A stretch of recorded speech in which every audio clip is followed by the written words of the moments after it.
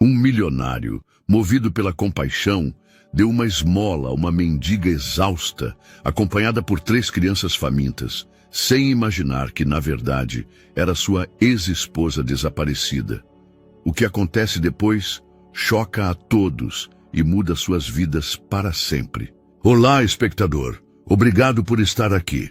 Deixe um like e nos conte nos comentários o que achou da história e de qual cidade está nos assistindo agora. Vamos continuar com a história.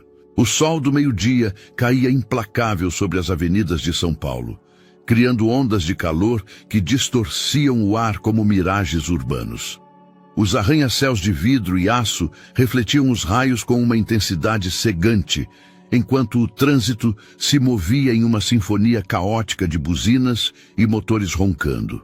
No meio dessa paisagem metropolitana, Francisco Cavalcanti dirigia seu Tesla Model S preto pela Avenida Paulista, seus dedos tamborilando nervosamente sobre o volante de couro italiano. Aos 38 anos, Francisco havia conquistado o mundo da tecnologia brasileira com uma determinação que beirava a obsessão. Seu rosto angular, emoldurado por uma barba perfeitamente aparada, mostrava as linhas sutis de quem havia dormido poucas horas nos últimos 5 anos. Seus olhos escuros, quase negros, possuíam aquela intensidade característica daqueles que transformaram visões em impérios. Vestia um terno Armani de corte impecável, mas mesmo a elegância de sua roupa não conseguia ocultar a tensão que habitava em seus ombros, produto de reuniões intermináveis e decisões que moviam milhões de reais. Sua empresa, Soltec Soluções, havia revolucionado a indústria de energia brasileira com um aplicativo que otimizava o consumo de energia renovável em tempo real. O que começou como um projeto universitário em um pequeno apartamento em Belo Horizonte, havia se tornado uma corporação avaliada em bilhões, catapultando-o da pobreza de sua infância até as páginas da Forbes Brasil. No entanto, o sucesso financeiro havia chegado acompanhado de um preço que Francisco apenas começava a compreender. O sinal ficou vermelho em frente ao MASP e Francisco parou o veículo com um suspiro de frustração. Sua agenda estava lotada. Uma videoconferência com investidores japoneses às 3, a apresentação do novo algoritmo de eficiência energética às 5 e depois o jantar com potenciais sócios europeus. Era o tipo de dia que teria emocionado o jovem engenheiro que ele um dia foi, mas que agora lhe parecia uma rotina vazia, mecânica. Foi então que a viu. À beira da avenida, sob a sombra precária de um guarda-sol rasgado, uma mulher jovem segurava um pequeno cartaz escrito à mão: "Ajuda para meus bebês". Seu rosto permanecia oculto sob um chapéu de palha desgastado pelo uso, mas suas mãos delicadas e pálidas contrastavam com a aspereza do asfalto que as cercava. A seus pés, um carrinho de supermercado improvisado abrigava 3 pequenos bultos enrolados em mantas de cores pastéis, tão imóveis que por um momento Francisco se perguntou se realmente havia bebês ali. A generosidade impulsiva que havia herdado de sua avó, uma mulher humilde que distribuía pães quentinhos a qualquer um que batesse à sua porta, despertou em seu peito como uma mola familiar. Sem pensar 2 vezes, Francisco abaixou o vidro e fez um sinal para a mulher. Ela se aproximou com passos hesitantes, mantendo a cabeça baixa, como se o peso do mundo gravitasse sobre seus ombros. "Precisa de ajuda?" perguntou Francisco, tirando sua carteira de couro. Seus dedos encontraram algumas notas de R$ 500, uma quantia que para ele representava menos que o custo de seu café da manhã, mas que intuía que poderia significar a diferença entre uma refeição e a fome para esta família. "Obrigada, senhor", respondeu a mulher com uma voz que parecia emergir das profundezas de um poço seco. Não ergueu o olhar, mas estendeu uma mão trêmula para receber o dinheiro. Quando seus dedos se roçaram durante a transferência das notas, Francisco sentiu uma descarga elétrica que não tinha nada a ver com a eletricidade estática do ar-condicionado. Era algo mais profundo, mais perturbador, uma sensação de reconhecimento que lhe arrepiou os braços e lhe acelerou o pulso de forma inexplicável. A textura daquela pele, a delicadeza daqueles dedos lhe pareciam tão familiares quanto sua própria respiração. "Cuide de seus bebês", murmurou Francisco, sem saber por que aquelas palavras específicas haviam brotado de seus lábios. A mulher assentiu em silêncio e recuou para a sombra, mas não antes de sussurrar um "que Deus o abençoe", que ressoou nos ouvidos de Francisco como o eco de uma melodia esquecida. Essa voz, rouca pelo sol e pela desidratação, despertou algo nas profundezas de sua memória, algo que não conseguia identificar, mas que o inquietava profundamente. O sinal ficou verde e o concerto de buzinas atrás dele o obrigou a continuar. Francisco acelerou, mas seus olhos buscaram o espelho retrovisor, tentando capturar um último olhar da mulher. Ela já havia desaparecido entre as sombras dos prédios, como se tivesse sido apenas uma alucinação provocada pelo calor extremo. Durante o resto do trajeto até seu escritório em Alphaville, Francisco não conseguiu se concentrar na música clássica, que normalmente o relaxava, nem na revisão mental de sua apresentação da tarde.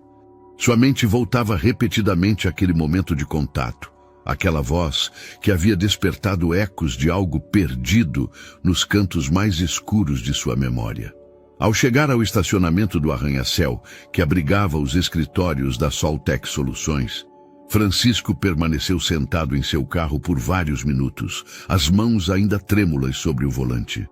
Pela primeira vez em meses, algo havia conseguido penetrar a couraça de eficiência e determinação que havia construído em torno de seu coração.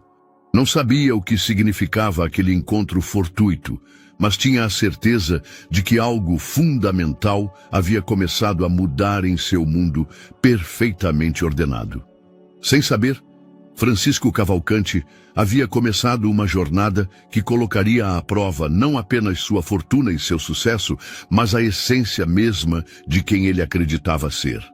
As 2 semanas seguintes transcorreram como uma sucessão de pesadelos fragmentados que invadiam o sono de Francisco com uma persistência inquietante. Todas as noites, ao fechar os olhos em seu apartamento de luxo em Ipanema, as mesmas imagens o assaltavam. Uma mulher de cabelos castanhos ondulados, correndo por uma praia ao entardecer, suas risadas se misturando ao som das ondas. Mãos entrelaçadas sobre uma mesa de madeira rústica, enquanto compartilhavam camarões grelhados em um pequeno restaurante à beira-mar. E sempre, invariavelmente, aquela mesma voz sussurrando seu nome com uma ternura que lhe apertava o peito. Francisco acordava todas as madrugadas, encharcado em suor frio, o coração batendo com uma violência que o deixava sem fôlego.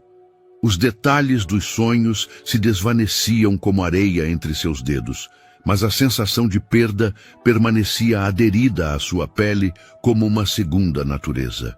Era uma melancolia inexplicável que contrastava brutalmente com a satisfação profissional que havia definido sua existência nos últimos anos. Sua rotina matinal havia se tornado mecânica. Banho gelado, café preto duplo, revisão dos mercados asiáticos antes que o Brasil acordasse. Mas mesmo essas atividades, que antes lhe proporcionavam uma sensação de controle absoluto, agora lhe pareciam vazias, como se estivesse interpretando o papel de sua própria vida sem realmente vivê-la. Gabriela de Almeida, sua assistente pessoal nos últimos 3 anos, notou a mudança imediatamente.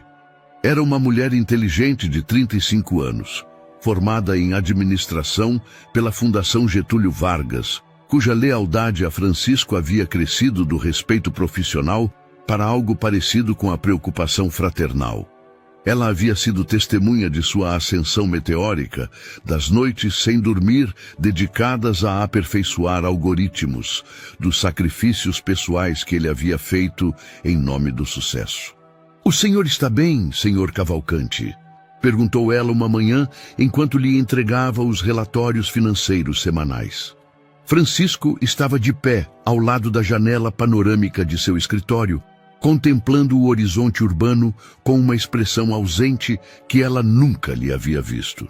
"Só cansaço, Gabriela. Nada que umas férias não possam resolver", respondeu Francisco sem desviar o olhar do exterior, mas sua voz carecia da convicção habitual. Gabriela franziu a testa. Nos 3 anos em que trabalhava para ele, Francisco nunca havia mencionado férias como algo desejável. Para ele, o descanso era sinônimo de perda de oportunidades, de competidores se adiantando, de mercados se movendo sem sua supervisão. "O senhor já considerou conversar com alguém? Um profissional, quero dizer", sugeriu com cautela, consciente de que estava se adentrando em território pessoal. Francisco finalmente se voltou para ela. E pela primeira vez, Gabriela pôde ver as olheiras pronunciadas que a maquiagem matinal não conseguia ocultar completamente. Havia algo vulnerável em seu olhar, uma rachadura na armadura de confiança que o havia caracterizado desde que ela o conhecia. "Não é necessário, só preciso me concentrar mais no trabalho", murmurou. Mas mesmo enquanto dizia as palavras, ambos sabiam que o trabalho já não era a solução que um dia fora. Naquela tarde, durante uma videoconferência com investidores do Vale do Silício, Francisco se descobriu perdendo o fio da conversa. Os números de crescimento trimestral e as projeções de expansão internacional se difuminavam em sua mente enquanto ele escutava, como um eco distante, aquela voz de seus sonhos, sussurrando palavras que não conseguia lembrar. Ele teve que pedir que repetissem uma pergunta sobre a implementação do algoritmo no mercado sul-americano, algo que jamais lhe havia ocorrido em uma reunião de negócios. Ao finalizar a videoconferência, Francisco permaneceu sentado em sua cadeira de couro, contemplando a tela preta de seu monitor como se pudesse encontrar respostas em seu reflexo distorcido. Pela primeira vez em anos, ele se questionou se a vida que havia construído tão meticulosamente era realmente sua ou simplesmente uma reação à pobreza de sua infância em Belo Horizonte. Ele se lembrou de sua mãe, Maria Helena, vendendo empadas nas ruas de pedra do centro histórico para pagar seus estudos universitários. Ele se lembrou das noites em claro, estudando sob a luz amarelada de uma lâmpada emprestada, enquanto ela consertava roupas alheias para conseguir alguns reais a mais. O sucesso havia sido sua maneira de honrar aqueles sacrifícios, mas agora ele se perguntava se no processo havia perdido algo essencial de si mesmo. O telefone de sua mesa interrompeu suas reflexões. Era Gabriela, informando-o de que ele tinha um encontro com o diretor de desenvolvimento tecnológico em 15 minutos. Francisco se endireitou, ajustou sua gravata de seda italiana e se preparou para interpretar novamente o papel do CEO implacável que todos esperavam ver. Mas enquanto caminhava para a sala de reuniões, uma parte dele permanecia naquele canto ensolarado da Avenida Paulista, revivendo o momento em que dedos desconhecidos, mas familiares, haviam despertado uma nostalgia que ele não sabia que existia. Sem saber, Francisco havia começado a procurar algo que ainda não conseguia nomear, mas que seu coração reconhecia como a peça faltante de um quebra-cabeça que ele acreditava estar completo. No outro extremo da cidade, em um pequeno apartamento de 2 quartos na Vila Mariana, Sofia Pereira acordava todas as madrugadas, não por pesadelos, mas pelo choro faminto de seus trigêmeos. As paredes finas de concreto mal continham os ecos da vida urbana. O estrondo dos caminhões de lixo, o grito dos vendedores ambulantes, os latidos incessantes dos cachorros de rua que povoavam os telhados vizinhos. Aos 33 anos, Sofia conservava os traços da beleza que um dia a havia distinguido nos escritórios de arquitetura mais prestigiosos da cidade. Seus cabelos castanhos, agora presos em um rabo de cavalo perpétuo por praticidade mais do que por estilo, emolduravam um rosto onde a fadiga havia desenhado linhas prematuras ao redor de seus olhos verdes. Suas mãos, que um dia traçaram projetos arquitetônicos com precisão milimétrica, agora trocavam fraldas e preparavam mamadeiras com a eficiência desesperada de quem não tem alternativa. Os trigêmeos, Davi, Miguel e Caio, tinham 4 meses de idade e demandavam uma atenção constante que pulverizava qualquer possibilidade de descanso real. Davi, o menor dos 3, havia desenvolvido problemas respiratórios que requeriam medicamentos caros e visitas frequentes ao pediatra. Cada consulta médica representava uma escolha brutal: comprar os remédios ou pagar o aluguel do apartamento. O dinheiro que Francisco lhe dera 2 semanas atrás havia sido uma bênção temporária, suficiente para cobrir 1 semana de fórmula infantil e algumas fraldas. Mas Sofia sabia que aquela ajuda esporádica não era sustentável. Seu orgulho, o mesmo que a havia levado a se formar com honras em arquitetura e a projetar casas residenciais para famílias abastadas, agora se desmoronava sob o peso de uma realidade implacável. Todas as manhãs, depois de alimentar os bebês e garantir que dormissem, Sofia se sentava na única cadeira de plástico que cabia em sua minúscula sala, contemplando o celular que guardava em uma caixa de sapatos embaixo de sua cama. Era um iPhone que Francisco lhe dera em seu 2º aniversário de casamento, gravado com suas iniciais entrelaçadas. Durante meses, ela havia resistido à tentação de ligá-lo, sabendo que uma única ligação poderia resolver todos seus problemas financeiros, mas também consciente de que aquela ligação representaria a admissão de uma derrota que ainda não estava pronta para aceitar. A conversa final com Francisco ressoava em sua memória como um disco arranhado. Filhos são uma distração, Sofia. Minha empresa está em um momento crucial. Não posso dividir minha atenção entre família e trabalho. O trabalho sempre será minha prioridade.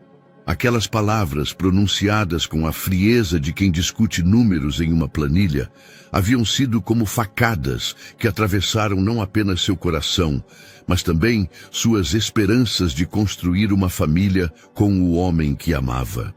O que Francisco não sabia era que naquela mesma noite, Sofia havia descoberto sua gravidez. Os 3 testes positivos que ela havia escondido na bolsa durante dias finalmente tinham uma resposta, mas não havia mais um futuro compartilhado onde revelá-la. A ultrassonografia posterior, que mostrou não 1, mas 3 corações batendo em seu ventre, havia sido tanto uma bênção quanto uma confirmação de que sua decisão de partir havia sido correta. Durante a gravidez, Sofia havia esgotado suas economias e perdido seu emprego quando as complicações médicas a obrigaram a guardar repouso durante os últimos 3 meses.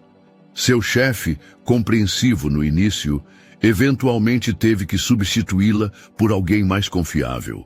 Os últimos meses de gestação, ela havia passado em um estado de ansiedade constante, se perguntando como poderia criar 3 bebês sem apoio econômico nem emocional. Agora, sentada naquela cadeira de plástico enquanto observava seus filhos dormirem em um berço improvisado, feito com caixas de papelão forradas com mantas macias, Sofia lutava contra a tentação diária de procurar Francisco. Não por amor. Aquele sentimento havia sido enterrado sob camadas de desilusão e sobrevivência, mas pela necessidade prática de assegurar um futuro para seus filhos. O conflito interno a consumia. Ela tinha o direito de privar seus filhos de um pai que poderia lhes proporcionar oportunidades que ela não podia oferecer? Ou tinha o dever de protegê-los de um homem que havia demonstrado que sua carreira era mais importante que a família? A resposta parecia mudar a cada conta em atraso, a cada choro noturno, a cada olhar de compaixão dos transeuntes quando ela pedia ajuda nas ruas. Sofia Pereira, que um dia havia projetado casas para outros, agora lutava diariamente para manter um teto sobre as cabeças de seus próprios filhos, presa entre seu orgulho ferido e o amor incondicional pelos pequenos seres que dependiam completamente dela. A preocupação de Gabriela de Almeida com o estado de Francisco havia evoluído de inquietude profissional para uma angústia pessoal que a mantinha acordada durante as noites. Em seus 3 anos como assistente pessoal do CEO da Soltec Soluções, ela havia aprendido a ler as flutuações emocionais de seu chefe com a precisão de um sismógrafo. Conhecia suas manias, seus horários obsessivos, suas reações previsíveis ao estresse empresarial. Mas aquela mudança era diferente, mais profunda, mais perturbadora, como se algo fundamental na estrutura de sua personalidade tivesse começado a se fraturar. De sua mesa, na antessala do escritório principal, Gabriela observava como Francisco permanecia imóvel em frente à janela panorâmica por períodos cada vez mais longos. Suas ligações telefônicas, antes caracterizadas por uma eficiência militar, agora se estendiam com silêncios incômodos. Durante as reuniões de diretoria, ela o havia visto se perder em pensamentos alheios aos números de crescimento e às estratégias de expansão que normalmente o eletrizavam.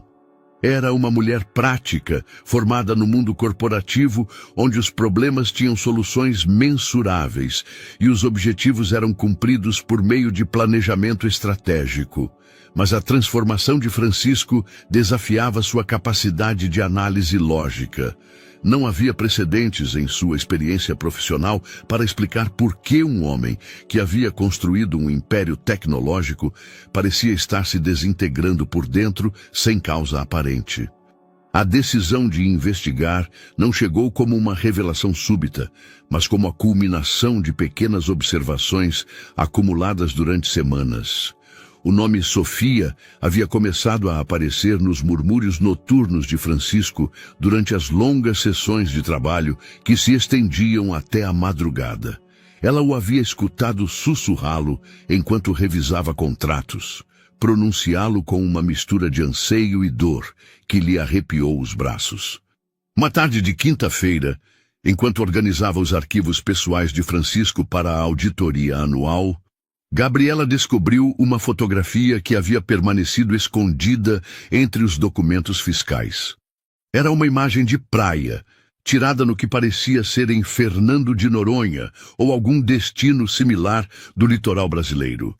Francisco aparecia bronzeado e relaxado, com um sorriso genuíno que ela nunca lhe havia visto pessoalmente. Ao seu lado, uma mulher de cabelos castanhos ondulados e olhos verdes brilhantes se aninhava contra seu ombro, ambos irradiando uma felicidade tão pura que quase resultava dolorosa de contemplar. No verso da fotografia, com a caligrafia cuidadosa de Francisco, estava escrito: Sofia e eu, Fernando de Noronha, lua de mel, julho de 2019. A data a atingiu como um soco. Apenas 6 anos atrás, Francisco havia sido casado. Em todo o tempo que trabalhava para ele, jamais havia mencionado uma esposa, um divórcio ou qualquer tipo de relacionamento sério. Sua vida pessoal havia sido um território completamente vedado, protegido por uma muralha de profissionalismo impenetrável. A revelação a deixou sentada em sua mesa por vários minutos, contemplando a fotografia como se fosse um artefato arqueológico que reescrevia a história que ela acreditava conhecer. O Francisco da imagem era um homem completamente diferente do chefe obsessivo e emocionalmente distante que ela conhecia. Havia uma calidez em seus olhos, um relaxamento em seus ombros que contrastava brutalmente com a tensão perpétua que o caracterizava no presente.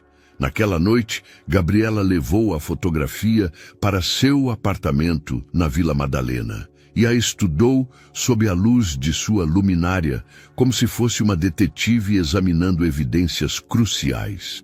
A mulher da imagem, Sofia, tinha uma beleza natural que transcendia a maquiagem ou roupas elegantes. Era o tipo de beleza que nasce da felicidade genuína de alguém que se sente profundamente amada e correspondida. O que havia acontecido entre Francisco e essa mulher? Por que ela havia desaparecido de sua vida sem deixar rastros visíveis? Tinha algo a ver com o estado atual de seu chefe? As perguntas se multiplicavam em sua mente como fractais, cada uma gerando novas indagações que demandavam respostas. A decisão de contratar um investigador particular não foi fácil. Gabriela estava consciente de que estava cruzando uma linha ética, invadindo a privacidade de seu empregador de uma maneira que poderia lhe custar não apenas seu emprego, mas também sua reputação profissional. Mas sua lealdade a Francisco havia evoluído além das obrigações contratuais.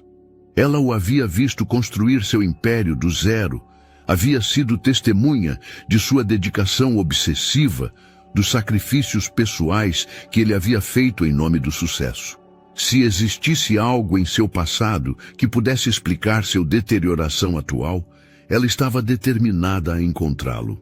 O investigador que ela contatou, Rodrigo Santos, era um ex-policial de São Paulo com uma reputação sólida em casos de pessoas desaparecidas e verificação de antecedentes. Seu escritório, localizado em um prédio discreto na região da Liberdade, refletia a funcionalidade sem pretensões de alguém acostumado a desvendar verdades incômodas. "Preciso que encontre essa mulher", disse Gabriela, deslizando a fotografia sobre a mesa de metal. "Seu nome é Sofia. Ela foi casada com meu chefe e desapareceu de sua vida há aproximadamente 18 meses. Não tenho mais informações que isso." Rodrigo estudou a imagem com olhos profissionais, tomando notas mentais sobre detalhes que haviam passado despercebidos por Gabriela. A marca do relógio de Francisco, o estilo do biquíni de Sofia, o tipo de praia ao fundo que poderia ajudar a determinar a localização exata. "Seu chefe concorda com essa investigação?" Perguntou com a cautela de quem havia navegado muitas situações delicadas. "É uma surpresa", respondeu Gabriela, consciente do quão inadequado soava. "Acho que encontrar essa mulher poderia ajudá-lo, mas ele nunca admitiria." Rodrigo assentiu lentamente, habituado aos motivos complexos que levavam as pessoas a buscar verdades que preferiam ignorar. "Darei uma semana. Se Sofia Pereira, assumo que esse seja seu sobrenome de solteira, ainda estiver no Brasil, eu a encontrarei." Ao sair do escritório, Gabriela sentiu uma mistura de expectativa e apreensão que lhe lembrou a sensação de pular de um penhasco sem saber se havia água suficiente embaixo para amortecer a queda. Ela havia colocado em marcha algo que não poderia deter. Uma investigação que inevitavelmente alteraria o equilíbrio delicado de sua relação profissional com Francisco. Mas enquanto caminhava pelas ruas iluminadas da Vila Madalena, com o barulho noturno da cidade como trilha sonora de seus pensamentos, Gabriela sentiu que pela primeira vez em semanas estava fazendo algo útil para ajudar o homem que havia chegado a respeitar profundamente, mesmo que ele nunca viesse a saber de seus esforços. O apartamento de Sofia havia se tornado um microcosmo de sobrevivência, onde cada objeto tinha múltiplas funções, e cada real gasto requeria uma justificação dolorosa. As caixas de papelão que serviam como berços improvisados ocupavam a maior parte da sala, enquanto o sofá que ela havia comprado durante seus dias prósperos como arquiteta agora funcionava como trocador, área de jogos e sua única superfície para comer quando os bebês dormiam simultaneamente. Era uma terça-feira de manhã quando Davi começou a apresentar sintomas que gelararam o sangue de Sofia. Sua respiração, que já havia sido irregular durante as últimas semanas, tornou-se trabalhosa e sibilante.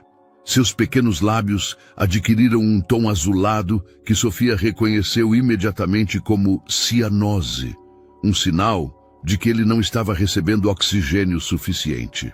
Miguel e Caio dormiam tranquilamente em seus berços improvisados, alheios à crise que se desenvolvia a centímetros de distância. Com mãos trêmulas, Sofia enrolou Davi na manta mais limpa que encontrou e correu para a clínica pública mais próxima. O Hospital Municipal do Ipiranga, um prédio cinzento de concreto que parecia ter absorvido décadas de sofrimento humano em suas paredes, recebeu mãe e filho em uma sala de emergência saturada, onde os gemidos de dor se misturavam ao choro de outras crianças doentes. A espera foi uma tortura de 3 horas, onde Sofia observou como a respiração de Davi se tornava cada vez mais superficial.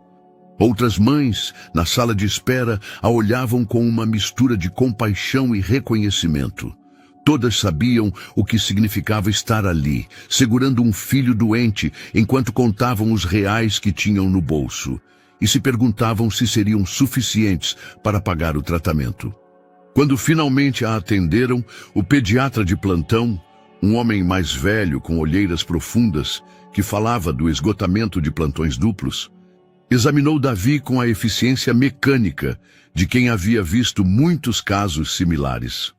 A criança tem bronquiolite aguda, diagnosticou sem levantar o olhar do estetoscópio. Ela precisa de nebulizações a cada 4 horas e um broncodilatador específico. Também precisará de acompanhamento com um pneumologista pediatra. Sofia sentiu o chão se mover sob seus pés quando o médico começou a listar os custos. As nebulizações em casa requeriam um equipamento que custava R$2.000. O medicamento, mais R$800, que deveriam ser renovados a cada semana. A consulta com o especialista, R$1.500, que não incluíam exames adicionais se fossem necessários. Há alguma alternativa mais econômica?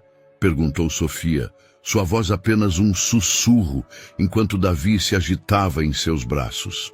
O médico a olhou pela primeira vez com atenção real, tomando nota de suas roupas gastas, das olheiras que emolduravam seus olhos verdes, da desesperação silenciosa que irradiava de cada poro de sua pele. Senhora, este não é um resfriado comum. Sem tratamento adequado, a condição pode piorar até exigir internação. Isso sim será caro, explicou com uma gentileza cansada que havia desenvolvido após anos de dar más notícias a famílias sem recursos. Durante o trajeto de volta para seu apartamento, carregando Davi e uma bolsa de medicamentos que havia pago com as últimas notas que tinha escondidas em uma lata de café, Sofia sentiu seu mundo se desmoronar por completo. Ao chegar, encontrou Miguel e Caio chorando de fome e percebeu que não tinha dinheiro para comprar fórmula infantil para o resto da semana. Naquela noite, depois de administrar a primeira nebulização em Davi, com um equipamento emprestado de uma vizinha solidária, Sofia sentou-se no chão de seu apartamento, cercada pelas contas em atraso que se haviam acumulado como prova de seu fracasso. A conta de luz, ameaçando com corte de serviço. O aluguel já com 15 dias de atraso. As fraldas que ela teria que racionar ou substituir por panos velhos, como havia visto outras mães fazerem no bairro. Pela primeira vez, desde que havia tomado a decisão de partir, Sofia considerou seriamente a possibilidade de contatar Francisco. Não por amor. Aquela porta havia sido fechada e trancada com cadeados de desilusão e autopreservação. Mas por pura sobrevivência, pela responsabilidade moral que tinha para com 3 pequenas vidas que dependiam completamente de suas decisões. O celular que guardava na caixa de sapatos parecia pesar toneladas quando o segurou em suas mãos. A tela estava rachada por uma queda durante a mudança precipitada, mas ainda funcionava. O número de Francisco continuava sendo o primeiro contato em sua lista, marcado com um pequeno coração, que agora lhe parecia uma zombaria cruel do destino. Mas a cada vez que seus dedos se aproximavam para discar, a voz de Francisco ressoava em sua memória. Filhos são uma distração. O trabalho sempre será minha prioridade. Como ela poderia contatar um homem que havia declarado explicitamente que não queria a responsabilidade de uma família? Ela tinha o direito de invadir a vida que ele havia escolhido construir sem ela? Mais complexo ainda era o temor de que Francisco pudesse tentar lhe tirar os filhos. Com sua fortuna e suas conexões, ele poderia argumentar que ela era uma mãe incompetente, incapaz de prover as necessidades básicas de seus filhos. A possibilidade de perder não apenas seu orgulho, mas também seus bebês, a paralisava com um terror que transcendia qualquer preocupação econômica. Entretanto, enquanto observava Diogo lutar para respirar, enquanto via as costelas de Mateus e Santiago cada vez mais proeminentes devido à alimentação insuficiente, Sofia se deparou com uma realidade brutal. Seu orgulho estava matando lentamente seus filhos. O amor materno, mais poderoso que qualquer outra emoção que já havia experimentado, começou a corroer as barreiras que havia construído em torno de seu coração ferido. Ao amanhecer, com Diogo finalmente dormindo após uma noite de respiração ofegante, Sofia tomou uma decisão que mudaria o curso de todas as suas vidas. Não ligaria para Francisco diretamente, isso ainda era impensável, mas procuraria uma forma de lhe fazer saber que existiam 3 pequenos seres no mundo que carregavam seu sangue e que precisavam desesperadamente da ajuda que somente ele poderia proporcionar. A pergunta que a atormentava agora não era se deveria contatá-lo, mas como fazê-lo sem destruir os últimos vestígios de dignidade que lhe restavam. A inspiração surgiu para Francisco durante uma madrugada sem sono, enquanto contemplava as luzes cintilantes da cidade de sua varanda privativa no 42º andar do edifício mais exclusivo de Ipanema. Era uma daquelas ideias que brotam das profundezas do subconsciente, aparentemente sem conexão lógica com os pensamentos racionais, mas com uma força emocional que demandava a ação imediata. "Quero criar uma fundação", anunciou a Gabriela na manhã seguinte, invadindo seu escritório antes que ela pudesse terminar seu café da manhã. Algo focado em mães solteiras, especificamente no Rio de Janeiro, com apoio médico, alimentar e educacional. Gabriela levantou os olhos do computador, surpresa tanto pela declaração quanto pela energia renovada que percebia na voz de Francisco.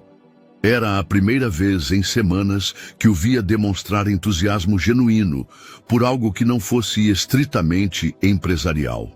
"É uma ideia excelente, Sr. Herrera", respondeu cautelosamente, enquanto sua mente analisava as implicações. "Há algum evento específico que tenha inspirado essa decisão?" Francisco permaneceu em silêncio por um momento, seus olhos perdidos nas fotografias emolduradas que decoravam o escritório. Todas imagens corporativas, premiações, inaugurações. Nenhuma foto pessoal, nenhum vestígio de vida emocional fora do âmbito profissional. Às vezes, a gente percebe que o sucesso só tem significado se for compartilhado. Murmurou finalmente, uma resposta que soou mais como uma revelação pessoal do que como uma explicação empresarial. "Quero que o lançamento seja em grande estilo. Um evento que gere a atenção da mídia, que inspire outros empresários a seguir o exemplo." Durante as 2 semanas seguintes, Francisco se mergulhou no desenvolvimento da iniciativa com a intensidade obsessiva que caracterizava todos os seus projetos. A Fundação Esperança, como decidiu chamá-la, teria 3 pilares fundamentais: assistência médica gratuita para mães e filhos, programas de capacitação profissional para mulheres em situação de vulnerabilidade e um fundo de emergência para casos críticos. Gabriela observava essa transformação com uma mistura de alívio e curiosidade. O homem que havia estado se desintegrando emocionalmente durante meses, agora trabalhava 16 horas por dia, mas com um propósito que transcendia os lucros financeiros. Era como se tivesse encontrado uma válvula de escape para uma pressão interna que não sabia como liberar. "Quero que o evento de lançamento seja na Cinelândia", instruiu Francisco uma tarde, enquanto revisavam as propostas das agências de relações públicas. Não em um hotel de luxo, não em um centro de convenções. No coração da cidade, onde vivem as pessoas que queremos ajudar.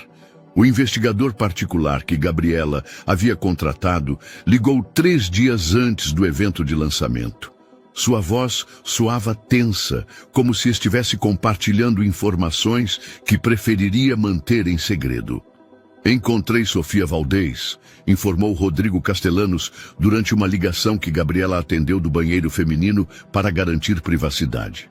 Mas tem algo que você precisa saber antes que eu lhe forneça o endereço. Que tipo de algo? Perguntou Gabriela, sentindo seu estômago se contrair de antecipação. Ela tem 3 bebês, trigêmeos, e pelas datas que pude investigar, coincidem perfeitamente com o período em que ela foi casada com o chefe dela. O silêncio que se seguiu foi tão profundo que Rodrigo teve que perguntar se a linha havia caído. Gabriela permaneceu imóvel, processando uma informação que reescrevia completamente a situação. Francisco não só tinha uma ex-esposa, de cuja existência parecia não se lembrar conscientemente, como também tinha 3 filhos que nunca havia conhecido. Tem certeza da paternidade? Conseguiu perguntar finalmente. Não posso confirmar sem testes de DNA, mas a semelhança física é notável. Além disso, ela vive em condições muito precárias. Está pedindo ajuda nas ruas. Naquela noite, Gabriela não conseguiu dormir. A informação que havia buscado para ajudar Francisco agora se havia transformado em uma bomba emocional que poderia destruí-lo ou salvá-lo, dependendo de como ele lidaria com a revelação. Ela tinha o direito de manter esse segredo, ou tinha a obrigação moral de informá-lo sobre a existência de seus possíveis filhos. O dia do evento de lançamento amanheceu claro, com aquele tipo de luz dourada que faz o Rio de Janeiro parecer um cenário cinematográfico. A Cinelândia havia se transformado em um espaço festivo, onde centenas de famílias se reuniam para conhecer os detalhes da nova fundação. Francisco, vestido com um traje mais informal do que o habitual, irradiava uma energia positiva que atraía as câmeras de televisão como ímãs. Durante seu discurso inaugural, Francisco falou com uma paixão que surpreendeu até mesmo Gabriela, que o conhecia melhor do que ninguém no âmbito profissional. Todos nós merecemos uma segunda chance, declarou do palco improvisado, sua voz amplificada por alto-falantes que levavam suas palavras até os cantos mais distantes da praça. Mas especialmente as mães que lutam sozinhas, que sacrificam tudo pelo bem-estar de seus filhos. Essa fundação é para vocês, para demonstrar que vocês não estão sozinhas nessa batalha. Entre a multidão, misturada com centenas de outras famílias, Sofia Valdez segurava Diogo em seus braços, enquanto empurrava o carrinho onde Mateus e Santiago dormiam, alheios ao significado do momento. Ela havia vindo atraída pelos rumores de que a nova fundação ofereceria assistência médica gratuita. Uma esperança desesperada para o tratamento contínuo que Diogo precisava. À distância, observou o homem que um dia havia amado mais do que a própria vida, agora transformado em um benfeitor público que falava sobre ajudar mães solteiras, sem saber que uma delas, a mãe de seus próprios filhos, estava a menos de 50 metros de distância, ouvindo cada palavra com uma mistura de ironia e dor que lhe oprimia o peito como um punho de ferro. O sucesso do evento de lançamento da Fundação Esperança superou todas as expectativas. Os meios de comunicação haviam coberto a iniciativa com entusiasmo, apresentando Francisco como um exemplo de empresário socialmente responsável que utilizava sua fortuna para gerar mudanças positivas na sociedade brasileira. As redes sociais se inundaram de fotografias e vídeos do evento, com hashtags como Fundação Esperança e empresários com coração em alta durante dias. Foi precisamente uma dessas fotografias que mudaria o curso de toda a história. Miguel Rodrigues, o fotógrafo oficial do evento, havia capturado centenas de imagens durante as 4 horas que durou a celebração na Cinelândia. Como profissional experiente, tinha o olho treinado para encontrar aqueles momentos humanos que transcendem a frieza corporativa. Crianças rindo, mães abraçando seus bebês, voluntários distribuindo informações com sorrisos genuínos. Uma de suas fotografias favoritas mostrava Francisco no momento culminante de seu discurso, com os braços estendidos para a multidão e uma expressão de determinação que capturava perfeitamente o espírito da iniciativa. Mas quando ampliou a imagem em seu computador para ajustar o contraste, algo ao fundo chamou sua atenção. Ali, entre a multidão, quase invisível, mas perfeitamente focada, estava uma mulher jovem com um bebê nos braços e um carrinho duplo ao lado. O que havia chamado a atenção de Miguel não era apenas sua beleza natural, que contrastava com a fadiga evidente em seu rosto, mas a expressão de dor intensa com que ela olhava para o palco onde Francisco proferia seu discurso. Era uma imagem dentro da imagem, uma história silenciosa que se desenvolvia paralelamente ao evento principal. Miguel, movido por seu instinto jornalístico, decidiu incluir essa fotografia na galeria que subiria para as redes sociais da Fundação. A publicação foi feita numa terça-feira à tarde, acompanhada de um texto inspirador sobre a importância de apoiar as mães solteiras. Entre as dezenas de imagens que documentavam o evento, essa fotografia em particular começou a gerar comentários incomuns. Alguns usuários destacavam a expressão comovente da mulher ao fundo, outros faziam observações sobre a beleza melancólica da cena. Foi Lúcia Herrera, irmã mais nova de Francisco, quem a viu primeiro.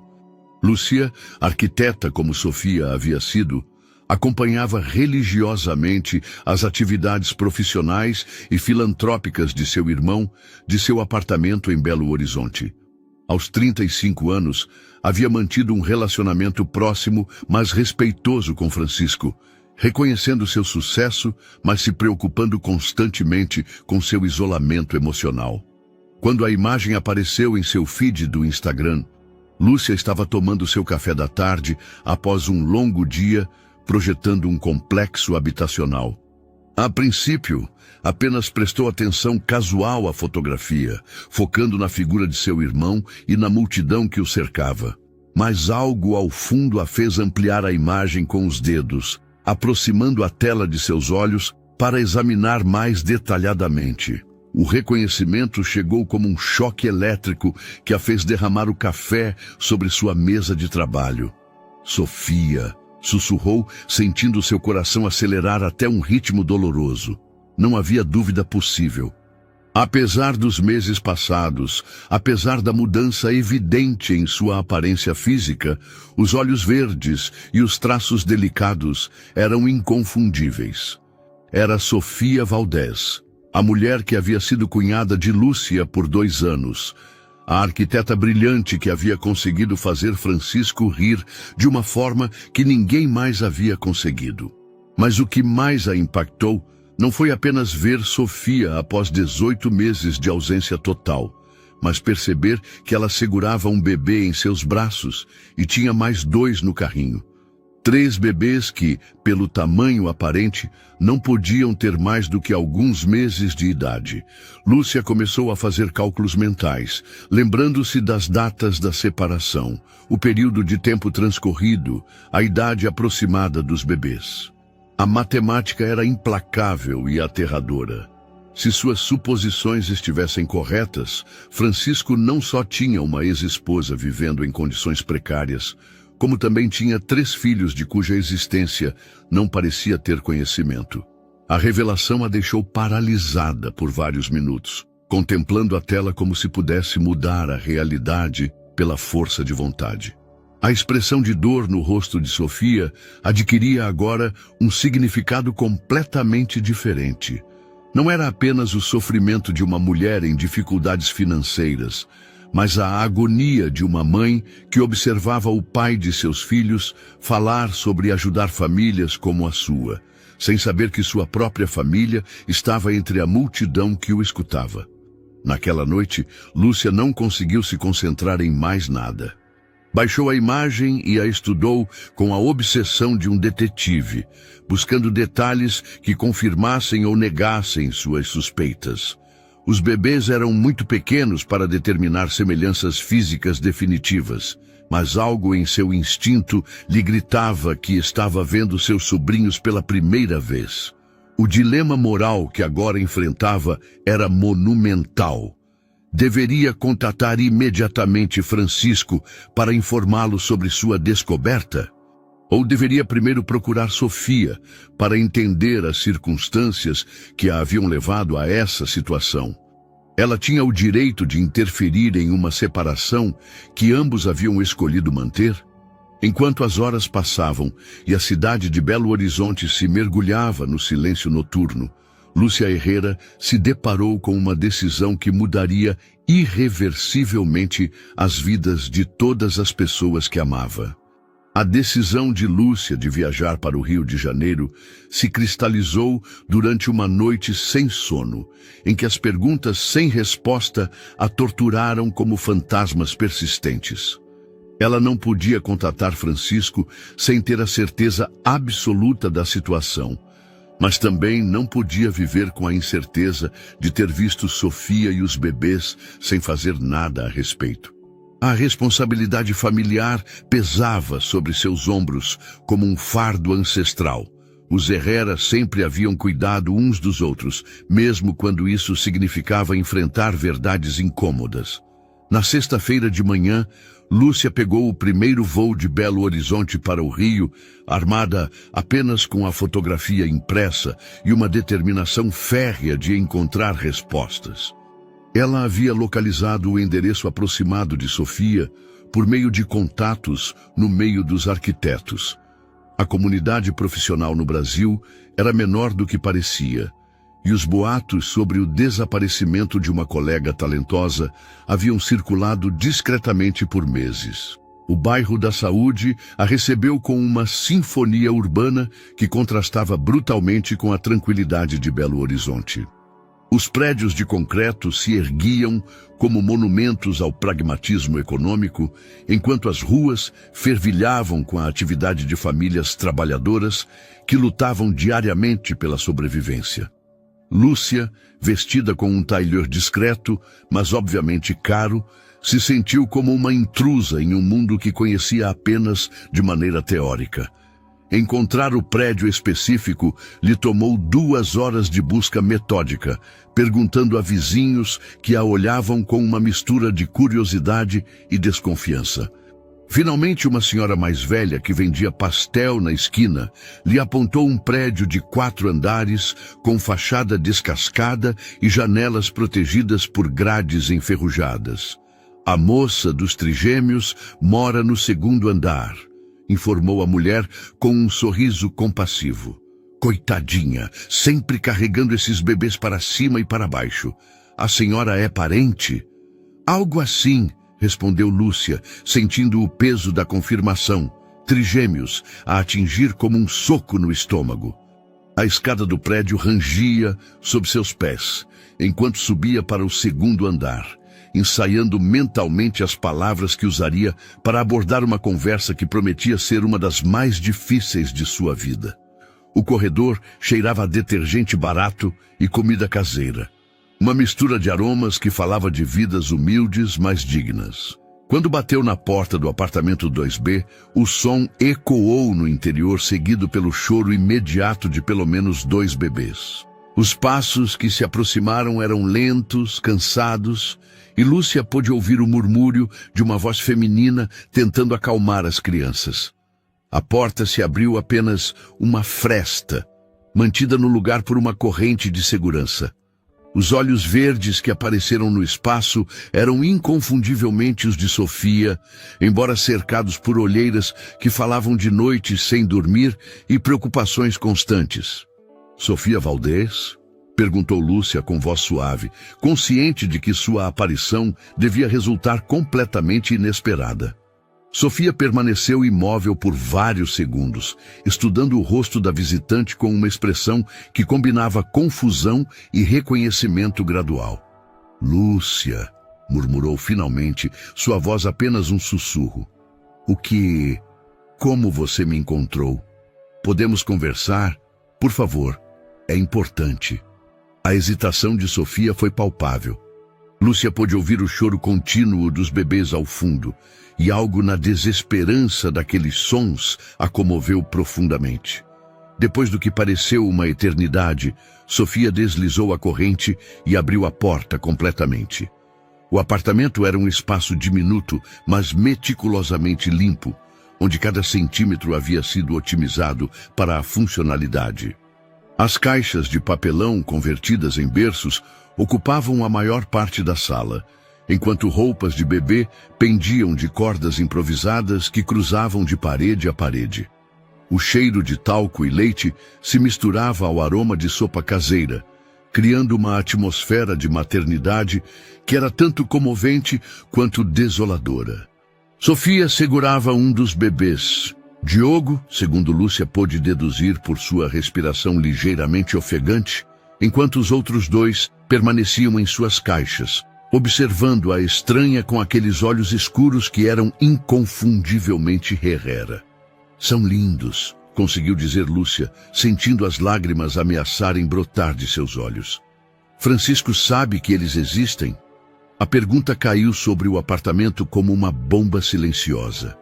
Sofia se tensionou visivelmente, apertando Diogo contra seu peito com um gesto protetor que falou mais do que qualquer palavra. Por que você está aqui, Lúcia? Perguntou Sofia, evitando a pergunta direta. Ele te mandou? Francisco não sabe que estou aqui. Na verdade, Francisco não sabe que você está aqui. Ou que... Fez uma pausa, gesticulando para os bebês. Que eles existem. O silêncio que se seguiu foi tão denso que parecia ter peso físico. Sofia se moveu para a janela, embalando suavemente Diogo para acalmá-lo, enquanto seus olhos contemplavam a paisagem urbana como se pudesse encontrar respostas na monotonia dos prédios de concreto. Por que você não lhe disse? Pressionou Lúcia gentilmente. Esses são os filhos dele, Sofia. Ele tem o direito de saber. Direito? A voz de Sofia se quebrou com uma mistura de dor e amargura. O homem que me disse que filhos eram uma distração tem o direito de saber sobre esses bebês? O homem que declarou que seu trabalho sempre seria sua prioridade tem o direito de interromper as vidas que construí para proteger meus filhos desse desprezo? Lúcia sentiu as peças do quebra-cabeça começarem a se encaixar, revelando uma imagem que era muito mais complexa e dolorosa do que havia imaginado. A separação não havia sido apenas uma ruptura matrimonial. Havia sido uma decisão calculada de Sofia para proteger seus filhos não nascidos de um pai que havia expressado explicitamente sua falta de interesse na paternidade. Mas as coisas mudaram, argumentou Lúcia. Francisco tem estado diferente, perdido, e acabou de lançar uma fundação para ajudar mães solteiras. Talvez nada, interrompeu Sofia com uma firmeza que surpreendeu ambas. Sobrevivi 18 meses sem ele. Meus filhos sobreviveram. Não precisamos da caridade de alguém que nunca os quis em primeiro lugar. Mas mesmo enquanto pronunciava essas palavras desafiadoras, Lúcia pôde ver a fadiga extrema nos olhos de Sofia, o desespero silencioso de uma mulher que lutava uma batalha que sabia que não podia ganhar sozinha. A conversa havia começado, mas Lúcia percebeu que convencer Sofia a contatar Francisco seria muito mais complexo do que havia antecipado. A conversa entre Lúcia e Sofia se estendeu por 2 horas tensas, interrompida constantemente pelas demandas dos trigêmeos que requeriam alimentação, troca de fraldas e atendimento médico para Diogo. Naquele pequeno apartamento carregado de necessidades não satisfeitas, Lúcia começou a compreender a magnitude da luta diária que Sofia enfrentava sozinha. Foi durante um desses intervalos, enquanto Sofia preparava mamadeiras com a fórmula láctea mais econômica disponível, que Lúcia notou algo peculiar na narrativa que havia escutado. Sofia, disse cautelosamente, observando como sua ex-cunhada media cada grama de pó com precisão matemática. Quando você diz que Francisco te disse que filhos eram uma distração, você tem certeza de que essas foram exatamente as palavras dele? Sofia parou, segurando a colher medidora no ar, como se o tempo tivesse congelado. Claro que tenho certeza. Como eu poderia esquecer algo assim? É só que... Lúcia hesitou, escolhendo suas palavras cuidadosamente. Conheço meu irmão desde que ele nasceu. Sei que ele pode ser obsessivo com o trabalho. Sei que ele pode ser emocionalmente distante. Mas a forma como você descreve essa conversa não soa como ele. A defensividade imediata que apareceu nos olhos de Sofia confirmou as suspeitas crescentes de Lúcia. Havia algo mais nessa história. Algum elemento faltando na equação emocional que havia levado a uma separação tão abrupta. Quem mais sabia sobre essa conversa? Pressionou Lúcia gentilmente. Sofia permaneceu em silêncio, mas sua linguagem corporal mudou sutilmente. Seus ombros se tensionaram e ela começou a agitar a mamadeira com movimentos mais violentos do que os necessários. Sofia, por favor, se há algo mais, preciso saber. Sua mãe, murmurou finalmente Sofia, sua voz quase inaudível por cima do som do líquido sendo misturado. Carmela esteve presente durante parte dessa conversa. O nome caiu sobre Lúcia como uma revelação aterradora. Carmela Herrera, a matriarca da família, era uma mulher de 70 anos cujo amor por seus filhos se expressava por meio de um controle obsessivo sobre suas vidas. Ela havia construído sua identidade em torno de ser a mãe de um empresário de sucesso. E qualquer ameaça a essa narrativa era combatida com a ferocidade de uma onça protegendo sua cria. Que papel minha mãe teve em tudo isso? Perguntou Lúcia, embora parte dela já temesse a resposta. Sofia finalmente se voltou para ela, segurando a mamadeira com mãos que tremiam levemente. Depois daquela conversa com Francisco, sua mãe me procurou em particular. Ela me disse que Francisco havia confirmado que nunca desejaria filhos, que eu era uma distração de seus objetivos empresariais. Ela me ofereceu dinheiro para desaparecer. O apartamento se mergulhou em um silêncio tão profundo que apenas se ouvia a respiração ofegante de Diogo e o tic-tac de um relógio barato na parede. Você aceitou o dinheiro? Perguntou Lúcia, embora parte dela já conhecesse a resposta pelas condições em que Sofia vivia. No começo, sim. Eu estava devastada, confusa, e tinha acabado de descobrir que estava grávida. Pensei que talvez fosse melhor para todos se eu simplesmente fosse embora. Sofia se sentou na única cadeira disponível, segurando a mamadeira como se fosse um salva-vidas. Mas depois do primeiro pagamento, Carmela mudou as regras. Ela disse que precisava de garantias de que eu nunca mais voltaria, que nunca mais entraria em contato com Francisco. Quando me recusei a assinar documentos legais, renunciando a qualquer reivindicação futura, ela cortou todo o contato. Lúcia sentiu o sangue drenar de seu rosto, enquanto as implicações da revelação se expandiam como ondas em um lago perturbado. Sua mãe não apenas havia interferido no casamento de Francisco, mas havia manipulado ativamente a situação para separar o casal.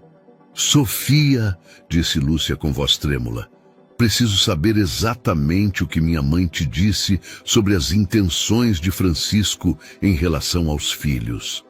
Ela me disse que ele havia sido muito específico, que ele havia dito que filhos iriam arruinar a carreira dele, que uma família era incompatível com o tipo de sucesso que ele buscava.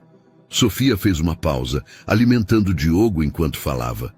Ela também me mostrou mensagens de texto que supostamente ele havia enviado, confirmando que queria que eu desaparecesse para sempre. Você viu essas mensagens diretamente do telefone do Francisco? Não. Carmela me mostrou em seu próprio telefone. Ela disse que Francisco as havia enviado depois da nossa discussão. Lúcia fechou os olhos, sentindo náuseas enquanto a verdade tomava forma em sua mente. Ela conhecia sua mãe o suficiente para saber que ela era completamente capaz de fabricar mensagens, de manipular conversas e de mentir descaradamente se acreditasse que estava protegendo Francisco do que considerava uma influência negativa. Sofia, disse finalmente, acho que minha mãe mentiu para você. Acho que ela manipulou toda a situação. As lágrimas que Sofia havia contido por meses finalmente começaram a fluir, não de alívio, mas de uma fúria renovada que era talvez mais dolorosa do que a resignação que ela havia cultivado. Por quê? Sussurrou. Porque ela faria algo assim? Porque você é tudo o que ela nunca foi, respondeu Lúcia com uma honestidade brutal. Você é independente, talentosa e capaz de amar Francisco sem precisar dele. Isso a ameaçava. Naquele momento, enquanto Diogo se alimentava pacificamente e os outros 2 bebês dormiam em suas caixas de papelão, ambas as mulheres perceberam que a separação que havia destroçado 2 vidas e privado 3 crianças de seu pai havia sido orquestrada por uma mulher cujo amor materno havia sido tão tóxico quanto qualquer veneno. A revelação sobre a manipulação de Carmela havia criado uma fissura na muralha de ressentimento que Sofia havia construído em torno de seu coração. Mas não era suficiente para derrubá-la completamente. Enquanto Lúcia retornava para Belo Horizonte, com a promessa de manter o segredo até que Sofia estivesse pronta para enfrentar a verdade, a situação dos trigêmeos se deteriorava rapidamente. Diogo havia desenvolvido complicações respiratórias que requeriam medicamentos mais caros e equipamentos especializados que Sofia não podia arcar. A fórmula láctea havia acabado 2 dias antes, e os bebês começavam a mostrar sinais de desnutrição que a aterrorizavam. Mateus havia perdido peso visivelmente, e Santiago chorava com uma frequência que falava de fome constante. Foi durante uma noite particularmente desesperadora, enquanto observava seus filhos lutarem contra necessidades que não conseguia satisfazer, que Sofia tomou a decisão mais dolorosa de sua vida adulta. No fundo de seu armário, embrulhado em papel de seda e guardado como um tesouro sagrado, estava o relógio Cartier que Francisco lhe havia dado em seu 2º aniversário de casamento. Era uma peça excepcional de 1925, adquirida em um leilão exclusivo em Paris durante sua lua de mel. Francisco havia pago uma fortuna por ele, não por seu valor monetário, mas pela história que representava.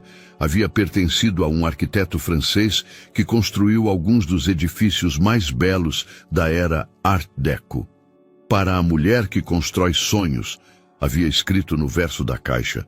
Agora, segurando o relógio entre suas mãos trêmulas, enquanto Diogo lutava para respirar no berço improvisado, Sofia entendeu que os sonhos às vezes deviam ser sacrificados para que a vida pudesse continuar.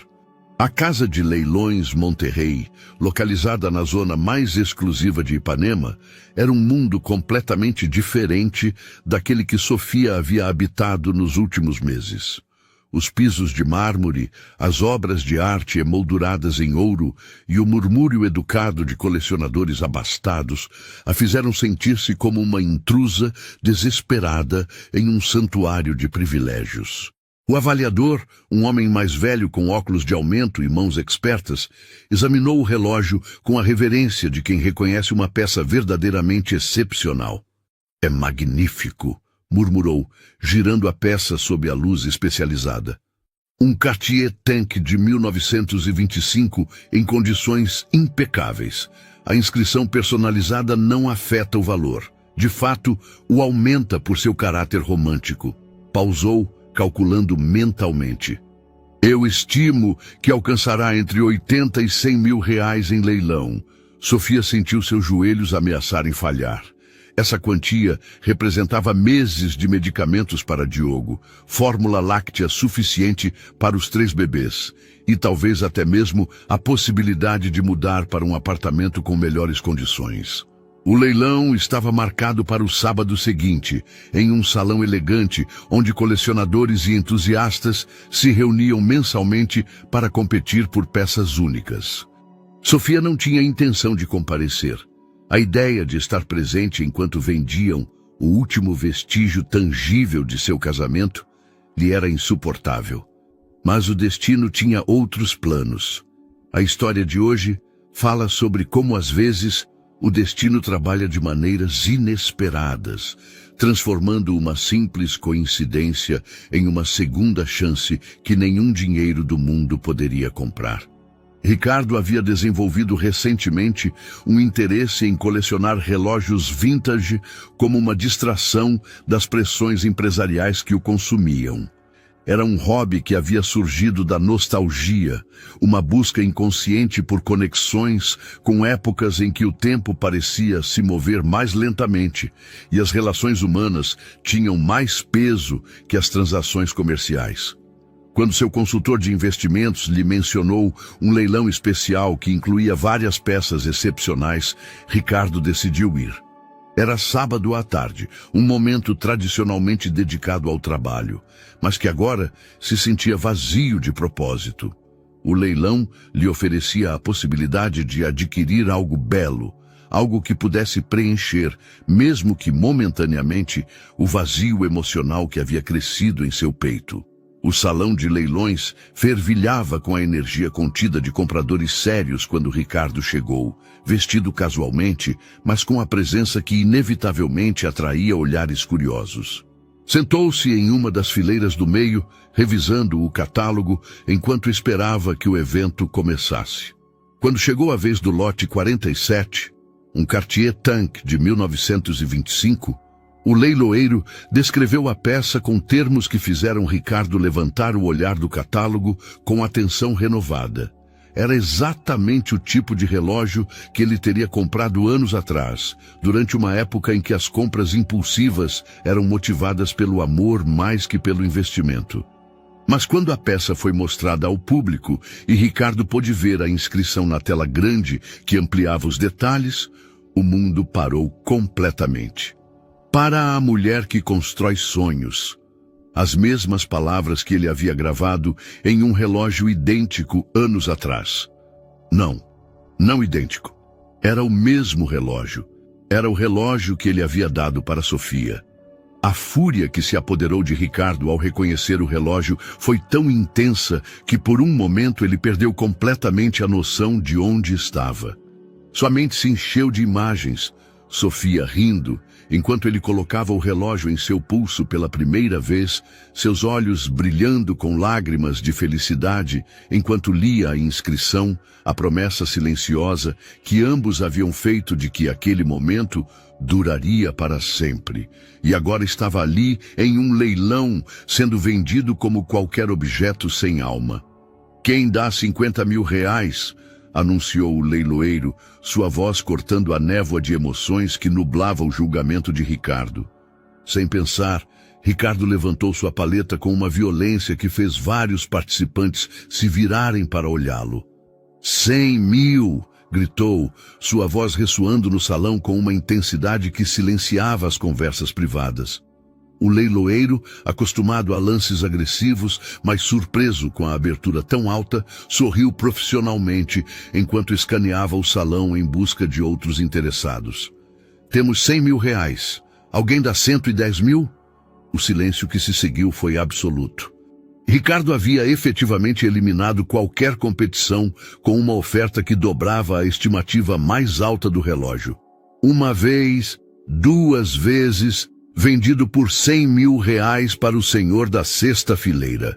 Enquanto o martelo caía sobre o pódio, Ricardo levantou-se abruptamente de seu assento, ignorando os olhares curiosos de outros participantes. Seu único pensamento era chegar à área de pagamentos e processamento antes que Sofia, porque tinha que ser Sofia quem o havia colocado à venda, pudesse escapar novamente de sua vida. Na área administrativa da casa de leilões, Sofia esperava em uma cadeira de couro desconfortável, segurando Bento contra o peito, enquanto tentava acalmar sua respiração irregular. Os outros 2 bebês permaneciam no carrinho improvisado, cochilando depois da mamada matinal que havia requerido os últimos restos de fórmula láctea que ela tinha. A funcionária que processava os pagamentos havia lhe explicado que o comprador havia oferecido uma quantia excepcional, R$20.000, acima da estimativa mais otimista. Era mais dinheiro do que Sofia havia visto junto nos últimos 18 meses, suficiente para assegurar vários meses de estabilidade para seus filhos. Quando ouviu passos acelerados se aproximando pelo corredor, Sofia não levantou a vista. Estava absorta em memorizar cada detalhe do rosto de Bento, gravando em sua memória aquele momento em que finalmente havia tomado o controle de seu destino, onde havia escolhido o bem-estar de seus filhos acima de qualquer sentimento nostálgico. Sofia valente? A voz a atingiu como um raio, atravessando todas as defesas emocionais que havia construído durante meses de sobrevivência. Lentamente, como se o movimento pudesse alterar a realidade, levantou o olhar. Ricardo estava parado na entrada da área administrativa, segurando o comprovante de compra do relógio em uma mão, enquanto a outra se agarrava ao batente da porta, como se precisasse de apoio físico para se manter em pé. Seu rosto mostrava uma mistura complexa de emoções: choque, dor, fúria e algo que Sofia não conseguia identificar, mas que a fazia sentir como se estivesse vendo um fantasma. Ricardo conseguiu sussurrar, apertando instintivamente Bento contra o peito em um gesto protetor que não passou despercebido por nenhum dos dois. O silêncio que se seguiu foi carregado com 18 meses de palavras não ditas, de explicações não dadas, de dor acumulada que agora preenchia o espaço entre eles como uma presença tangível. Por quê? Foi a única coisa que Ricardo conseguiu articular, sua voz se quebrando naquela única palavra que continha 1000 perguntas diferentes. Sofia o olhou diretamente nos olhos pela primeira vez desde sua separação, e o que viu ali não era a frieza empresarial que lembrava de sua última conversa, mas algo completamente diferente. Vulnerabilidade pura, dor genuína e uma confusão tão profunda que quase a fez levantar para consolá-lo. Porque meus filhos precisam comer, respondeu com uma honestidade brutal que cortou o ar como uma faca. Porque um deles está doente e precisa de remédios que não posso pagar. Porque às vezes o passado deve ser sacrificado para que o futuro possa sobreviver. Ricardo processou as palavras lentamente, mas foi a frase "meus filhos" que finalmente penetrou a névoa de choque que nublava sua compreensão. Seus olhos se moveram para o bebê nos braços de Sofia, depois para o carrinho onde 2 pequenas cabeças eram visíveis entre os cobertores. Pela primeira vez, realmente os viu, e o que observou lhe tirou completamente o fôlego. Os olhos escuros que o olhavam daquelas carinhas diminutas eram exatamente iguais aos que ele via todas as manhãs no espelho. Os traços, embora ainda suaves e indefinidos pela idade, carregavam uma familiaridade que era impossível negar. "Quantos meses eles têm?" perguntou, sua voz apenas um murmúrio enquanto a matemática cruel começava a formar uma equação que mudaria tudo.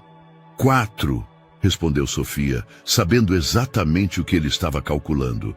Ricardo se encostou na parede, como se as pernas tivessem perdido a capacidade de sustentá-lo.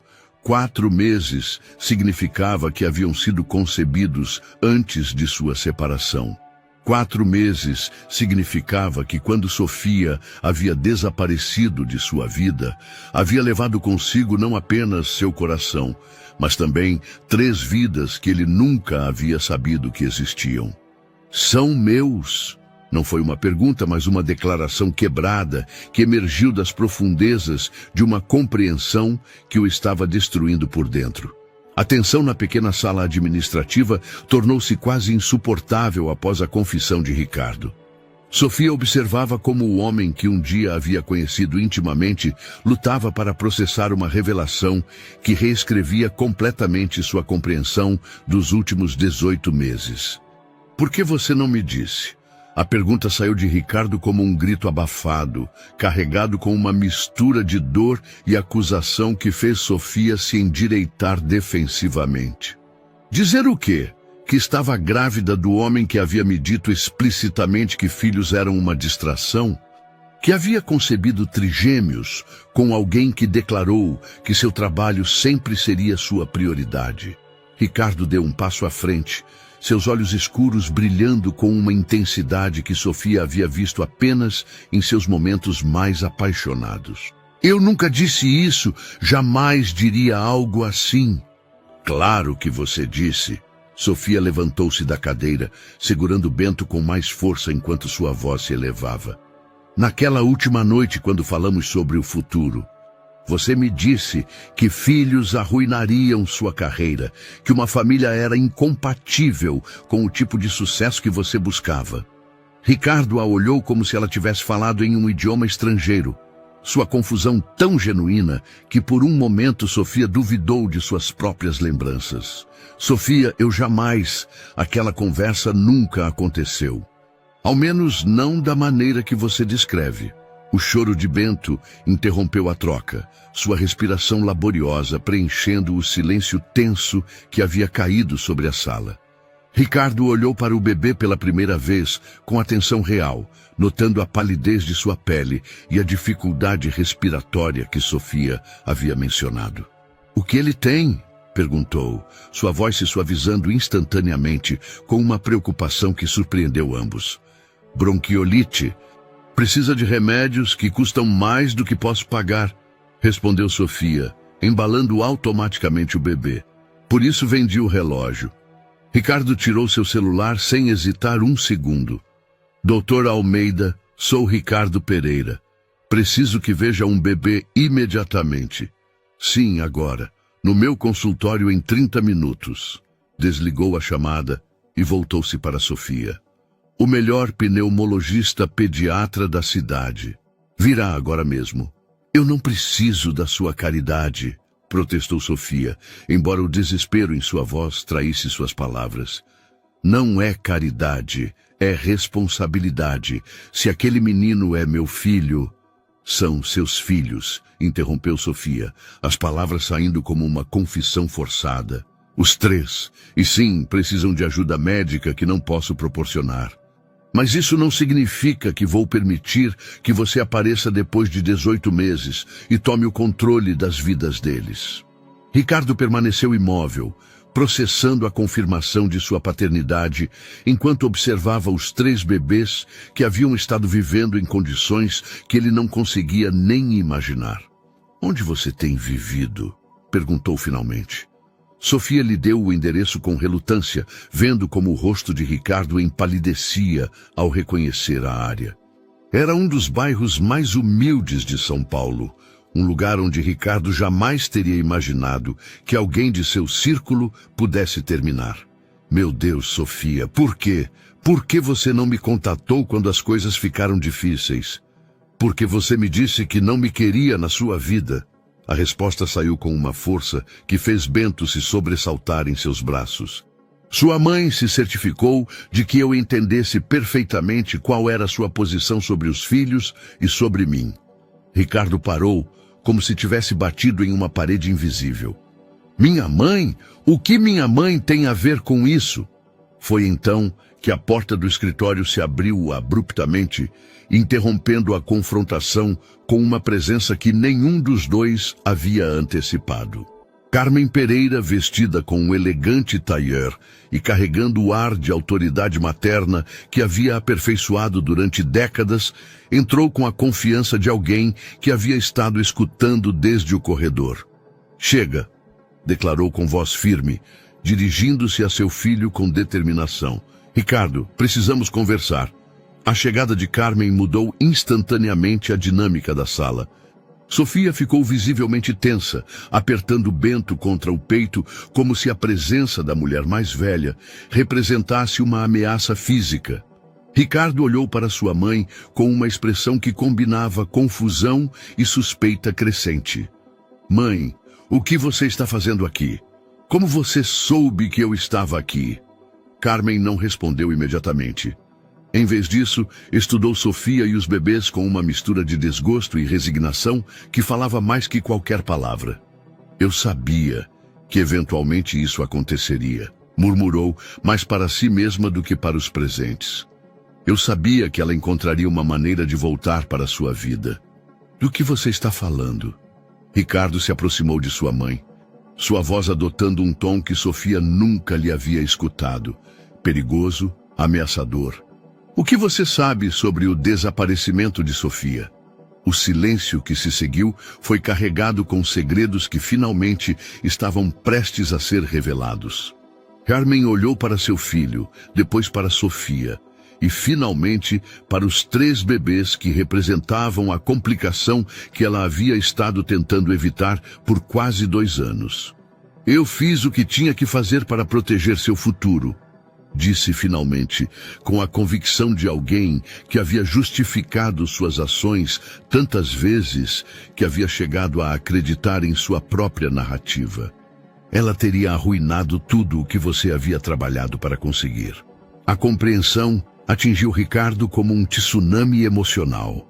A separação, as mensagens que ele nunca havia enviado, o desaparecimento súbito de Sofia, tudo havia sido orquestrado pela mulher que supostamente o amava mais que qualquer outra pessoa no mundo. Os 2 meses que se seguiram à revelação de Carmen foram um período de reconstrução dolorosa e delicada, onde cada dia requeria uma negociação cuidadosa entre o passado ferido e o futuro incerto. Ricardo havia confrontado sua mãe com uma fúria que surpreendeu toda a família, cortando todo o contato até que ela aceitasse a responsabilidade completa por suas manipulações.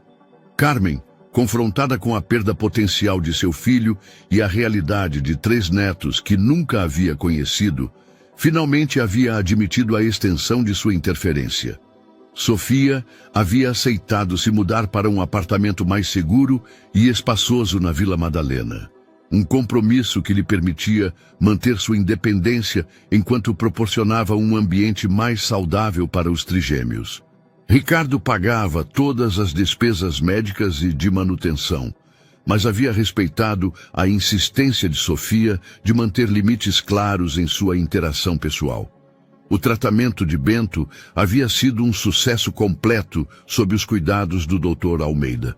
Seus pulmões haviam se fortalecido consideravelmente e a crise respiratória que havia aterrorizado Sofia durante semanas era agora apenas uma lembrança preocupante. Caio e Miguel haviam florescido com uma nutrição adequada, desenvolvendo as personalidades distintivas que faziam Ricardo rir cada vez que os visitava. As visitas haviam se tornado uma rotina cuidadosamente estruturada.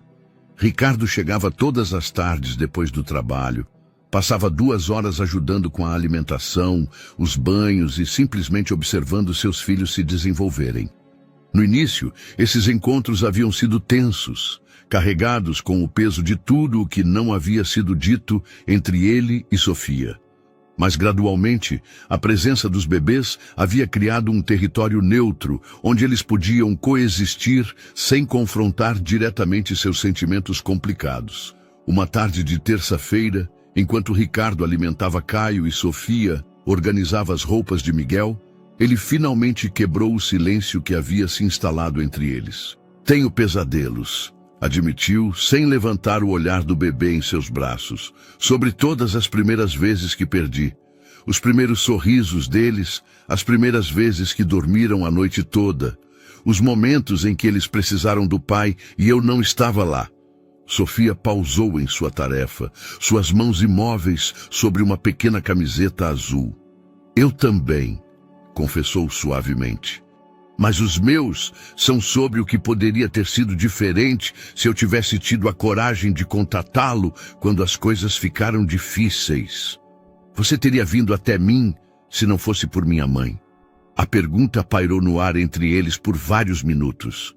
Sofia considerou todas as variáveis. Seu orgulho ferido, a conversa mal interpretada, os medos sobre a paternidade que Ricardo havia expressado genuinamente, embora em um contexto diferente. Não sei, respondeu finalmente com honestidade brutal. Eu estava assustada, machucada e grávida de trigêmeos. Talvez eu tivesse interpretado qualquer dúvida sua como rejeição. Ricardo assentiu, apreciando sua honestidade, embora doesse. Eu estava assustado também, admitiu. A ideia de ser pai me aterrorizava, porque eu não tinha um modelo do que significava ser um bom pai. Meu próprio pai trabalhava tanto que eu mal o conheci. E agora? Ricardo olhou para Caio, que havia terminado seu leite e o observava com aqueles olhos escuros que eram tão familiares. Pela primeira vez em meses, sua resposta veio sem hesitação.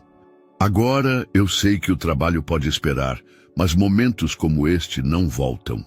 Naquela noite, depois que Ricardo foi embora, Sofia sentou-se em sua nova sala, contemplando as mudanças que 6 meses haviam trazido à sua vida.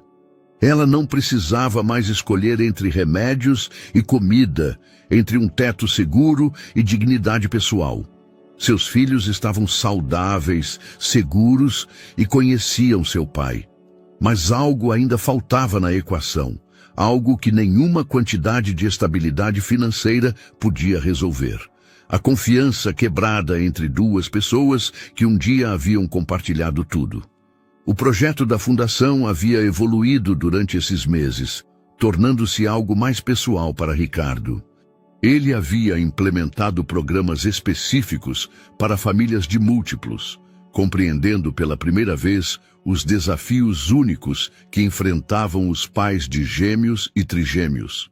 Sofia havia começado a colaborar discretamente no design de alguns espaços, aplicando sua experiência arquitetônica para criar ambientes mais funcionais para as famílias beneficiárias. Era um trabalho que podiam compartilhar sem confrontar diretamente seus sentimentos pessoais, mas que os aproximava gradualmente a uma compreensão mútua de quem haviam se tornado durante sua separação. Uma tarde, enquanto revisavam os projetos para um novo centro de cuidados infantis, Ricardo fez uma pergunta que havia estado evitando durante semanas. Você acha que algum dia poderemos ser uma família de verdade? Não apenas pais que coexistem, mas algo mais? Sofia levantou o olhar dos projetos, estudando o rosto do homem que havia amado tão profundamente e que havia perdido tão dolorosamente. Não sei se podemos recuperar o que tínhamos, respondeu com cuidado. Mas talvez possamos construir algo novo, algo mais forte, porque está baseado em quem somos agora, não em quem éramos então. Era uma resposta que oferecia esperança sem promessas, possibilidade sem garantias. E pela primeira vez desde seu reencontro, ambos sentiram que talvez o futuro que estavam construindo juntos pudesse ser até melhor que o passado que haviam perdido. 6 meses após o reencontro na Casa de Leilões, a inauguração oficial do Centro de Apoio a Famílias com Múltiplos representava mais que uma conquista filantrópica. Era a materialização de uma transformação profunda que havia redefinido as prioridades de Ricardo Pereira e havia curado feridas que pareciam incuráveis. O edifício, projetado por Sofia com uma sensibilidade arquitetônica que combinava funcionalidade e beleza, erguia-se no coração de São Paulo como um testemunho do que era possível quando a dor se transformava em propósito. Cada espaço havia sido pensado para as necessidades específicas de famílias com múltiplos, salas de amamentação amplas, áreas de jogos seguras, consultórios médicos especializados e espaços de apoio emocional para pais sobrecarregados. Na tarde da inauguração, enquanto os convidados percorriam as instalações e a mídia documentava o evento, Ricardo se encontrou de pé na varanda do segundo andar, observando como famílias reais começavam a utilizar os espaços que haviam criado. Mães com gêmeos se reuniam em círculos de apoio. Pais compartilhavam experiências sobre os desafios únicos de criar múltiplos, e crianças corriam livremente em áreas projetadas especificamente para sua segurança. Nervoso, Sofia apareceu ao seu lado, carregando Bento nos braços enquanto Caio e Miguel exploravam a área de jogos sob a supervisão de Gabriela, que havia se tornado uma espécie de tia adotiva para os trigêmeos. Não nervoso, respondeu Ricardo, sem tirar os olhos das famílias lá embaixo, mas completo. Pela primeira vez em anos, sinto que estou fazendo algo que realmente importa. Sofia estudou seu perfil, notando como as linhas de tensão que haviam marcado seu rosto durante anos haviam se suavizado. O Ricardo obsessivo e emocionalmente distante havia evoluído para alguém que podia estar presente no momento, que valorizava as conexões humanas acima das transações comerciais. Os meninos têm perguntado quando vão poder ficar na sua casa, mencionou Sofia casualmente, embora ambos soubessem que não era uma observação casual. Durante os últimos meses, os trigêmeos haviam desenvolvido uma relação profunda com Ricardo. Bento, especialmente, parecia se acalmar instantaneamente nos braços do pai, como se reconhecesse uma conexão que transcendia a lógica. Caio havia herdado a curiosidade intelectual de Ricardo, fazendo perguntas complexas para sua idade. Miguel havia desenvolvido o senso de humor que Ricardo havia perdido durante anos de pressão empresarial. E você, Ricardo se voltou para ela. O que você tem pensado sobre essa possibilidade? Era a pergunta que haviam estado evitando durante meses, a conversa que dançava nas margens de cada interação, mas que nunca havia sido abordada diretamente. Eu tenho pensado, Sofia pausou, medindo suas palavras cuidadosamente, que talvez seja a hora de parar de ser tão cuidadosos um com o outro. Os meninos precisam de estabilidade, mas também precisam ver que as pessoas que amam podem escolher se amar mutuamente. Ricardo sentiu algo se liberar em seu peito, uma tensão que havia carregado por tanto tempo que havia esquecido como era respirar sem ela. Sofia, começou, mas ela levantou uma mão para detê-lo. Antes de você dizer algo, preciso que saiba que não estou sugerindo que voltemos para onde estávamos. Aquelas pessoas já não existem, mas talvez possamos nos tornar quem precisamos ser para construir algo melhor. Em vez de responder com palavras, Ricardo tomou sua mão livre, entrelaçando seus dedos com uma delicadeza que contrastava com a intensidade de suas emoções. Você se lembra do pequeno restaurante em Trancoso, onde nos conhecemos? Perguntou. Sofia assentiu, confusa com a aparente mudança de assunto. Eu tenho trabalhado em algo, continuou Ricardo. Uma surpresa que tenho planejado durante semanas, esperando o momento certo. Naquela noite, depois que os convidados haviam ido embora e o pessoal havia limpo o espaço, Ricardo levou Sofia e as crianças para o terraço do edifício. O que encontraram ali os deixou sem fôlego. Ele havia recriado o restaurante de Trancoso em miniatura. Mesas de madeira rústica, luzes pendentes que imitavam as estrelas e até mesmo o aroma de frutos do mar e especiarias que os havia envolvido durante seu primeiro encontro. Um pequeno grupo de samba tocava suavemente em um canto, enquanto uma vista panorâmica de São Paulo se estendia além das grades decoradas com flores tropicais. Ricardo, Sofia sussurrou, segurando Bento enquanto os outros dois meninos observavam as luzes com fascínio. Não é um pedido de casamento, esclareceu Ricardo rapidamente. É uma proposta de novos começos. Um convite para escrever uma história completamente nova, começando esta noite, sob as luzes suaves e ao som dos instrumentos. Enquanto seus filhos exploravam esse novo mundo mágico que seu pai havia criado para eles, Sofia olhou profundamente nos olhos do homem que havia perdido e encontrado de novo. Sim, disse simplesmente, e naquela palavra estava contida toda a esperança, o perdão e o amor que haviam sobrevivido à separação, à manipulação e à dor. Enquanto São Paulo brilhava abaixo deles e seus filhos riam em seus braços, Ricardo e Sofia finalmente entenderam que às vezes o destino trabalha de maneiras inesperadas, transformando uma simples coincidência em uma segunda chance que nenhum dinheiro do mundo poderia comprar. Espero que você tenha gostado da história de hoje. Inscreva-se no canal para não perder mais histórias como essa. Dê um like e comente abaixo o que você achou da história. Nos vemos no próximo vídeo.